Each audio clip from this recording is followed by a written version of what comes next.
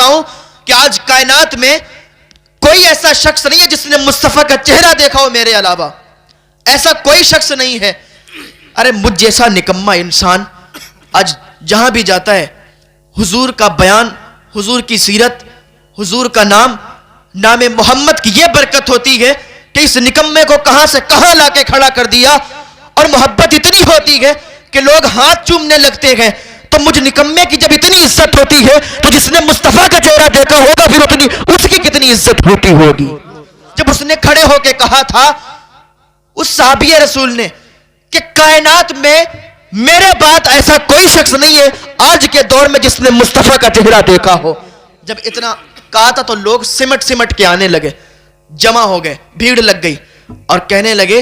لوگوں نے یہ نہیں پوچھا حج کا موسم ہے تو یہ بتائیے کہ حضور نے حج کیسے کیا تھا, حضور نے طواف کیسے کیا تھا, حضور نے کیا کیا تھا کیا نہیں. تو جب لوگ آئے تو کہنے کہ تم نے مصطفیٰ کا چہرہ دیکھا تو مجھے یہ بتاؤ کہ پھر مصطفیٰ کا چہرہ کیسا تھا, مصطفیٰ کا چہرہ کیسا تھا. کہ سنو مصطفیٰ کا چہرہ کیسا تھا. مصطفیٰ کا چہرہ بڑا چمکدار تھا, مصطفیٰ کا چہرہ بڑا سفید تھا. لوگ دیکھتے تھے تو ان کا دیوانے ہو جایا کرتے تھے. اور حسان بن ثابت کہتے ہیں جب میں مصطفیٰ کو دیکھتا تھا, جب مصطفیٰ کے حسن و جمال کو دیکھتا تھا تو اپنے ہاتھوں کو اپنی آنکھوں پر ایسے رکھ لیا کرتا تھا, اپنے انگلیوں کو بیچ سے دیکھا کرتا تھا کہ کہیں مصطفیٰ کا حسن, مصطفیٰ کے حسن و جمال کی وجہ سے میری آنکھوں کی بینائی نہ چلی جائے. مصطفیٰ کا حسن تو ایسا تھا. ابو طفیل بیان کرتے ہیں کہ ان کا سینہ اور پیٹ برابر تھا. انہوں نے اپنے انداز میں بیان کیا. اور میں آپ کو بتاؤں اس مصطفیٰ کا چہرہ اور مصطفیٰ کا حسن کیسا تھا. معبد کے گھر سے جب حضور گزرے تھے, صدیق اکبر رضی اللہ تعالیٰ عنہ بھی ساتھ تھے, تو بھوک لگی تو معبد کے گھر حضور صلی اللہ علیہ وسلم کے ساتھ صدیق اکبر تھے. صدیق اکبر نے کہا کہ تمہارے گھر کچھ ہے کھانے پینے کے لیے؟ اس نے کہا آج میرے گھر کچھ بھی نہیں ہے. اور یہ جو بھی ادھر سے گزرتا تھا یہ سب کو کھلاتی تھیں, پلاتی تھیں, سب کی دیکھ بھال کرتی تھیں, یہ مہمان نوازی کیا کرتی تھیں. لیکن ابھی انہوں نے کلمہ نہیں پڑھا تھا, ابھی انہوں نے مصطفیٰ کو دیکھا بھی نہیں تھا. لیکن آج ان کے دروازے سے کوئی آنے والا عام انسان نہیں تھا, بلکہ وہ تھا کہ جس کے صدقے میں پوری کائنات کو بنایا گیا ہے. تو حضور جب ادھر سے گزرے تو بھوک لگی. صدیق اکبر نے پوچھا کہ تمہارے گھر بھی کچھ ہے؟ کہا ہاں ہمارے گھر تو کچھ نہیں ہے. کہا کوئی کچھ بھی نہیں؟ کہا ایک بوڑھی اور لاغر کمزور بکری ہے لیکن وہ بھی دودھ نہیں دیتی ہے, اس نے بھی دودھ دینا بند کر دیا ہے. کہا اچھا ایسی بکری ہے تو لاؤ ذرا سامنے. جب وہ بکری لائی گئی تو حضور کی بارگاہ میں صدیق اکبر نے عرض کیا کہ حضور یہ ایک بوڑھی اور لاغر کمزور بکری ہے, اس کے علاوہ ان کے ہاں کچھ بھی نہیں ہے. تو حضور نے ہاتھ اٹھائے. جب ہاتھ اٹھائے تو اس کے اندر اس کے تھنوں میں اتنا دودھ آ گیا تھا کہ اس کے تھن پھٹنے لگے تھے, اتنا دودھ اس کے تھنوں میں اتر آیا تھا. حضور نے فرمایا پیالہ لے کے آؤ.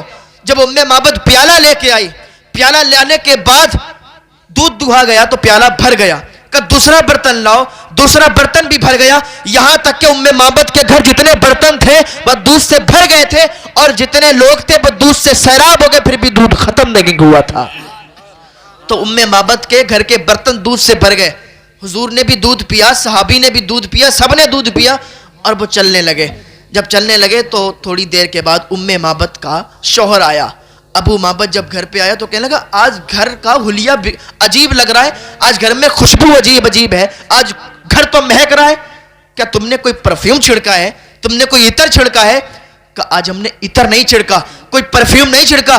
ارے غلطی تو میری یہ رہی کہ میرے گھر پہ ایک ایسا شخص آیا تھا کہ جس کا جلوہ بھی نورانی تھا, جس کا چہرہ بھی نورانی تھا, لیکن میری غلطی یہ رہی کہ میں نے اس کا نام نہیں پوچھ پایا کہ اس کا نام کیا تھا. گویا کہ اس نے اپنی زبان میں کہا, نام نہیں معلوم تھا. معبد کو نام نہیں معلوم تھا, اس سے پہلے مصطفیٰ کو دیکھا بھی نہیں تھا, کلمہ پڑھا بھی نہیں تھا.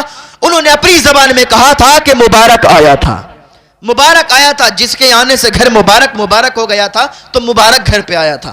کہا مبارک آیا تھا, مبارک کیسا تھا؟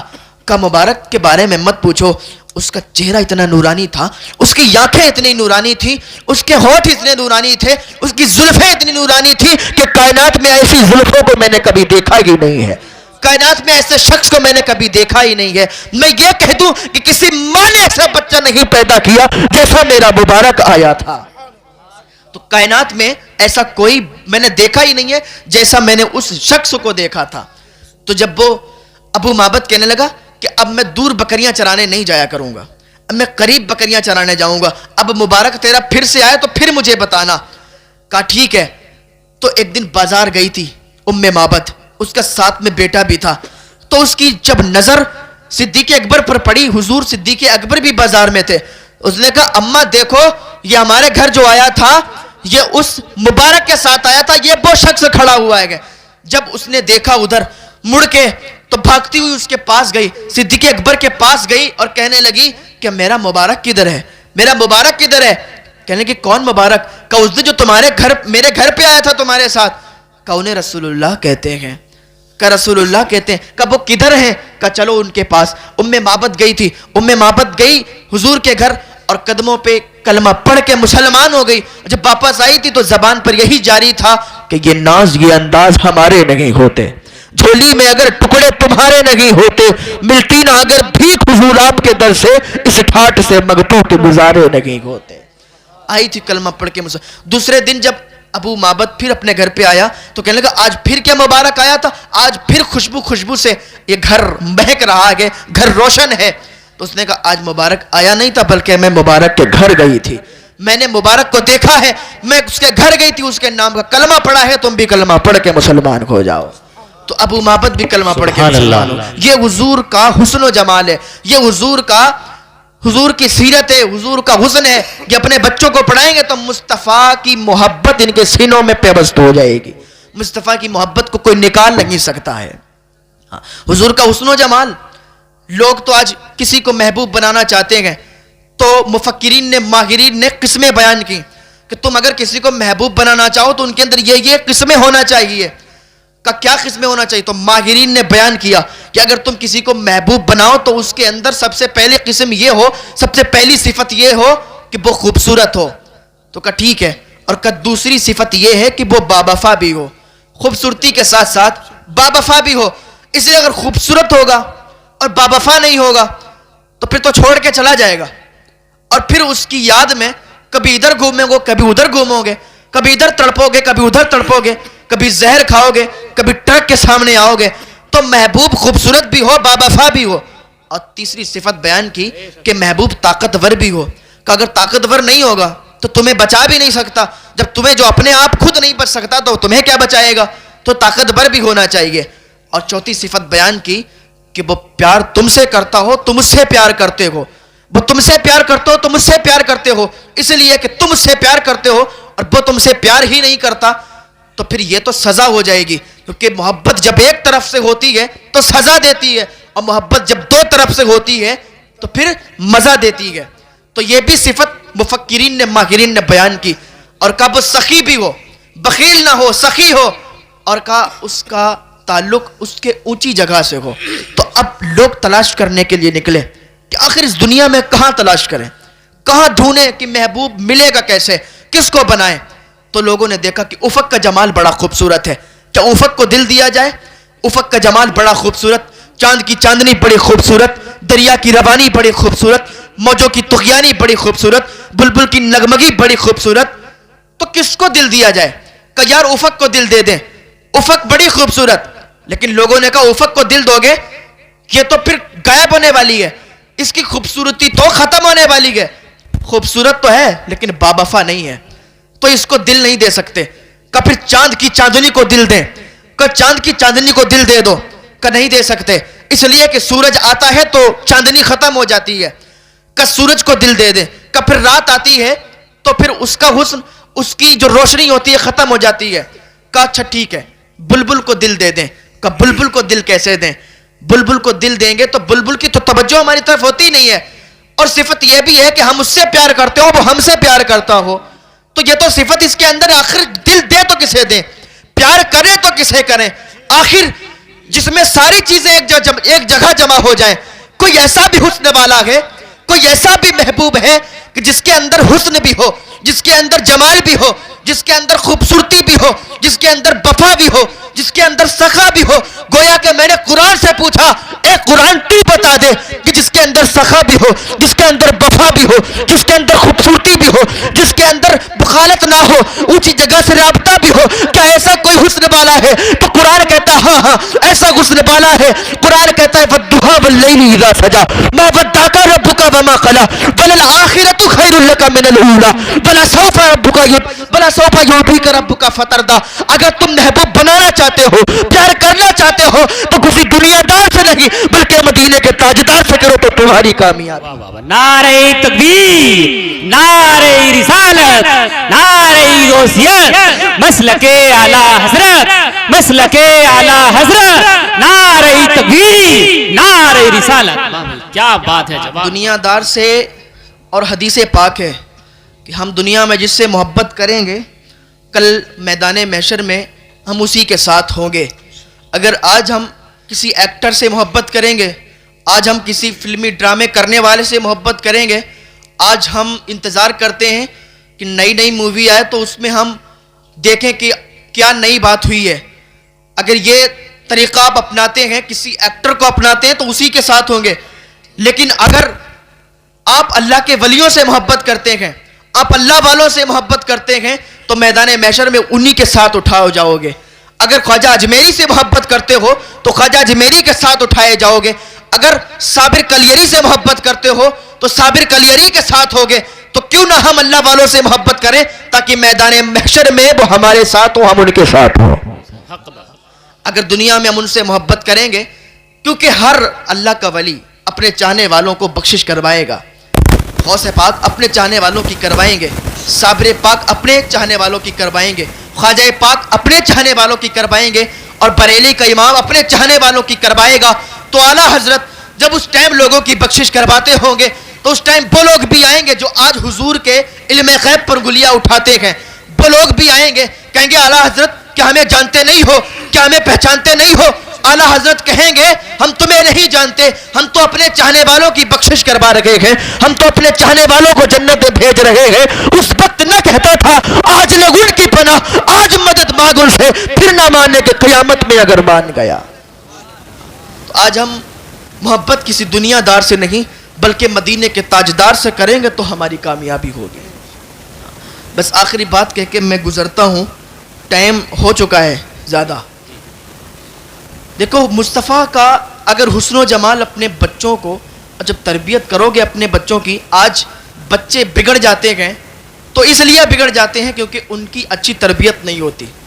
جن کی اچھی تربیت ہوتی ہے اور بہتر تربیت تبھی ہوتی ہے جب اپنے بچے کو آپ مدرسے میں داخلہ کروا دو. بچپن کی زمانے میں, جب بچپن کے زمانے میں آپ اپنے بچے کو مدرسے میں داخل کر دو گے, دنیا کا کوئی ایسا عالم نہیں ہوگا, دنیا کا کوئی ایسا حافظ نہیں ہوگا, دنیا کا کوئی ایسا مفتی نہیں ہوگا جو پڑھائی کرنے کے بعد اپنے باپ کو گالی دے دے, اپنی ماں کو گالی دے دے, اپنے ماں باپ کو گھر سے باہر نکال دے. کتنا بھی کڑا کم پڑھا لکھا انسان ہو لیکن اپنے ماں باپ کی عزت کرنا اسے معلوم ہوگی, اپنے ماں باپ کی قدر کرنا سمجھے گا. تو آج لوگ اپنے بچوں کو پڑھا نہیں رہے, اپنے بچوں کو انجینئر بھی بناؤ, ڈاکٹر بھی بناؤ, سب کچھ بناؤ, لیکن سب سے پہلی چیز یہ ہے کہ ان کی تربیت اچھی کرو, انہیں مصطفیٰ کا عشق سمجھاؤ, انہیں مصطفیٰ کا پیار سمجھاؤ. جب انہیں مصطفیٰ کے بارے میں بتاؤ گے, سیرت مصطفیٰ پڑھاؤ گے, ان کے دلوں میں مصطفیٰ کی محبت ڈالو گے, تو پھر وہ تمہاری بھی محبت کو اپنے سینے میں دبا لیں گے اور مرتے دم تک کبھی تمہاری بے ادبی نہیں کریں گے. تو اپنے بچوں کو سب سے بہترین طریقہ یہ ہے کہ اگر ان کو بچپن کے زمانے میں تربیت کرو اور مدرسے میں بھی بھیجو, حفظ کرواؤ. اور یہ مدرسہ ماشاءاللہ چلا رہے ہیں تو ان کا بھی ساتھ دو. حافظ ادریس صاحب, بہت بڑا کام ہوتا ہے مدرسہ چلانا آج کے دور میں, اور یہ مدرسہ چلا رہے ہیں. اللہ تعالیٰ کی بارگاہ میں دعا ہے اللہ ان کے منصوبے کو کامیاب فرمائے, اللہ ان کے تمام منصوبوں کو کامیاب فرمائے. اور یہ کہہ رہے ہیں کہ کچھ دنوں کے بعد انشاءاللہ یہ جو مدرسہ ہے اس میں شاید کچھ ان کا گھر بھی ہے تو یہ پورا مدرسہ کر دیں گے. تو بڑی اچھی سوچ ہے, اللہ انہیں سلامت رکھے, ان کی جائز دلی تمناؤں کو پورا فرمائے.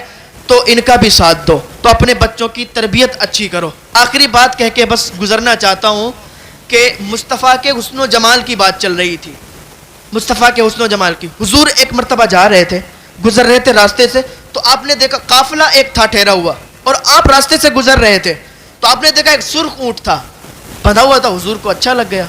हुजूर ने कहा इसको बेचोगे? उसके मालिक से कहा, तो कहा इसको बेचेंगे।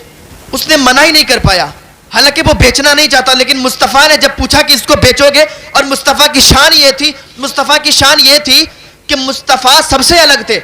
मुस्तफ़ा का जिस्म न ज़्यादा लंबा था न ज़्यादा पस्त था, लेकिन अल्लाह ने शान ये अता फरमाई थी कि अगर 10 लाख का मजमा होता और मुस्तफ़ा 10 लाख के मजमे में जाते तो लोगों के सर उनके कंधों के बराबर आया करते थे। कितना भी लंबा इंसान होता उनके कंधों के बराबर आता था और मुस्तफ़ा उनमें नुमाया नजर आया करते थे। तो रास्ते से गुजर रहे थे, जब रास्ते से गुजरे तो सुर्ख ऊंट देखा, नजर पड़ी, कहा इसको बेचोगे? कहाँ बेचेंगे? कहा कितने में? कहा इतने इतने में बेचेंगे। हुजूर ने कहा ठीक है, मेरे पास अभी पैसे नहीं है, मैं तो आया था टहलने की गरज से, लेकिन मैं इसको खरीदना चाहता हूं, मुझे ये ऊंट तुम्हारा पसंद आ गया है। जब हुजूर ने ऊंट को खरीद लिया, कहा पैसे नहीं है, पैसे मेरे 2 आदमी आके, मेरे गुलाम आके तुम्हें पैसे दे देंगे, पैसों की तुम कोई टेंशन ना लेना। उसने कहा कोई बात नहीं, ठीक है आप ऊंट ले जाइए।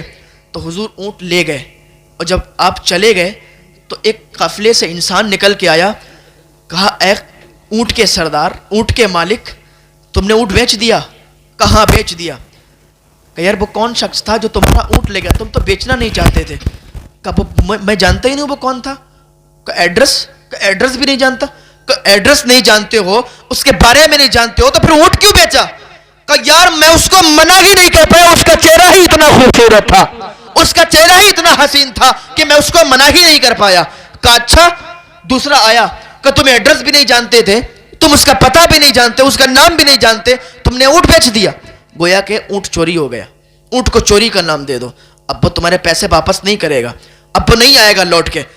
तो खातून एक सुन रही थी खेमे के अंदर ही, तो उधर से चीख के बोली कि तुम ऊंट को चोरी का नाम मत दो, अगर उसने तुम्हारे पैसे नहीं वापस किए तो पैसे मैं वापस करूंगी। कि चलो शुक्र है कि तुम तो उसको जानती हो, तुम्हें तो पता है वो कौन शख्स था। तो औरत कहती है मैं भी उसको नहीं जानती। कहा जानती नहीं तो जमानत क्यों लेती हो? कहा जमानत इसलिए लेती हूं कि जिसका चेहरा इतना खूबसूरत हो वो झूठा हो नहीं सकता। मैं अपने खेमे से देख रही थी, जब वो तुमसे बातें कर रहा था तो दांतों से उसके हुस्न निकल रहा था, दांतों से नूर निकल रहा था और सामने वाली पहाड़ी पर नजर आ रहा था। तो जिसके हुस्न का ये जमाल हो, जिसका चेहरा इतना खूबसूरत हो, वो झूठा नहीं हो सकता। कहा ठीक है। अभी ये बातें चल ही रही थी कि 2 सहाबी रसूल आए, कुछ खजूरें भी लाए थे और पैसे भी लाए थे। लाने के बाद उन्होंने उसको दे दिया, कि ये अपने बांट लो खजूरों को और ये पैसे रख लो। उसने कहा पैसे? अब पैसे कौन लेता है? कहा पैसे रख लो। कहा पैसे अब नहीं लेंगे। कहा फिर? कहा अब तो उसको कलमा पढ़ा के मुसलमान करवा दो। कहा ठीक है। गए हुजूर की बारगाह में और सारे के सारे हुजूर के कदमों पर कलमा पढ़ के मुसलमान होते हैं, और मुसलमान होने के बाद जब बाहर निकलते हैं तो लप्पे बगी तराना होता है। गोया कि वो अपनी जबान में कहते हैं कि नाज ये अंदाज हमारे नहीं होते, झोली में अगर टुकड़े तुम्हारे नहीं होते, मिलती ना अगर भीख हुजूर आपके दर से, इस ठाठ से मगतों के गुजारे नहीं होते, इस ठाठ से मगतों के गुजारे नहीं होते। जब इस्लाम बहुत तेजी के साथ फैल रहा था मक्का में, तो अबू जहल जिसका बहुत अच्छा दोस्त था यमन के अंदर, तो उसने खत लिखा था कि आज मक्का में बहुत तेजी के साथ इस्लाम फैल रहा है, कोई मोहम्मद है जो इस्लाम को तेजी के साथ फैला रहा है, लोग उसके पास आते हैं, उसका हुस्न जमाल ऐसा है कि उसका हुस्न जमाल देख के वो उसके दीवाने हो जाते हैं। अबू जहल जो हुजूर का दुश्मन था, वो खत लिखता है यमन के एक हबीब बिन मालिक को खत लिखता है, जो बहुत बड़ा रईस था वहां का। तो उसने खत देखा, कहा अच्छा ऐसा शख्स है जो नया दीन लाया है और सारे लोग उसके दीवाने होते जा रहे हैं, चलो मैं आता हूं, एक मीटिंग रखता हूं। हबीब बिन मालिक आया, उसने एक मीटिंग रखी, मक्के के बड़े बड़े काफिर जमा थे, बड़े बड़े काफिर आए थे, उस मीटिंग में शामिल थे। तो हुजूर की बारगाह में एक शख्स आया, कहा चलो तुम्हें अबू जहल ने बुलाया है, वो मीटिंग रखी गई है, यमन से हबीब बिन मालिक आया है, अबू जहल का दोस्त है। तो हुजूर ने कहा ठीक है। हुजूर की एक शान ये भी थी कि हुजूर जिस मजलिस में चले जाते थे, आज लोग कहते हैं कि अगर हम हंस के बात करेंगे, अगर हम मुस्कुरा के बात करेंगे तो हमारा रोबो दबदबा खत्म हो जाएगा, ایسا نہیں ہے. پھر حضور کے رعب و دبدبا کے بارے میں کیا کہیں گے؟ حضور تو مسکرا کے بات کرتے تھے اور ایسے مسکراتے تھے کہ نور سامنے والی پہاڑیوں پر نظر آیا کرتا تھا. جب حضور مجلس میں داخل ہوا کرتے تھے تو کوئی کسی کی ہمت نہیں ہوتی تھی کہ حضور کے سامنے بات کرے. جب حضور اس مجلس میں گئے تو سب کے سب خاموش ہو گئے, منہ لٹکا کے نیچے بیٹھ گئے. حضور نے تھوڑی دیر کے بعد فرمایا, آخر مجھے بلایا کس بات کے لیے ہے؟ مجھے کیوں بلایا گیا ہے؟ تم سارے کے سارے چپ بیٹھے ہو. جب تم سارے کے سارے چپ بیٹھے رہو گے تو بات کیسے پتہ چلے گی؟ جب اتنا حضور نے فرمایا تو حبیب بن مالک نے ایک الگ انداز میں, نرمی والے انداز میں کہا کہ میں نے یہ سنا کہ آپ نیا دین لے کے آئے ہیں, میں نے یہ سنا ہے کہ آپ لوگوں کو اپنی طرف بلا رکھے ہیں. حضور نے فرمایا بے شک یہی دین سچا ہے اور یہی مذہب سچا ہے. میں اللہ کا نبی ہوں اور دین اسلام لے کے آیا ہوں. حبیب بن مالک نے کہا اچھا, اور جو نبی آئے تھے وہ معجزے لے کے آئے تھے, کہا تم بھی کوئی معجزہ لے کے آئے ہو؟ حضور نے فرمایا کیا دیکھنا چاہتا ہے؟ کہا میں 2 معجزے دیکھنا چاہتا ہوں. کہا کیا 2 معجزے دیکھنا چاہتا ہے؟ کہا پہلا معجزہ یہ دیکھنا چاہتا ہوں کہ آپ آسمان میں کوئی معجزہ دکھائیں, اور دوسرا معجزہ یہ دیکھنا چاہتا ہوں کہ میں کیا سوچتا ہوں یہ بھی بتائیں. کہا 2 معجزے.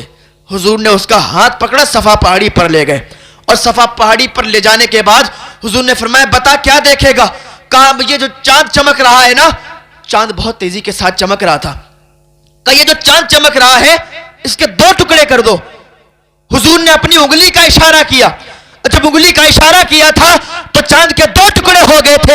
ایک صفا پہاڑی کے ادھر چلا گیا تھا, دوسرا صفا پہاڑی کے ادھر چلا گیا تھا.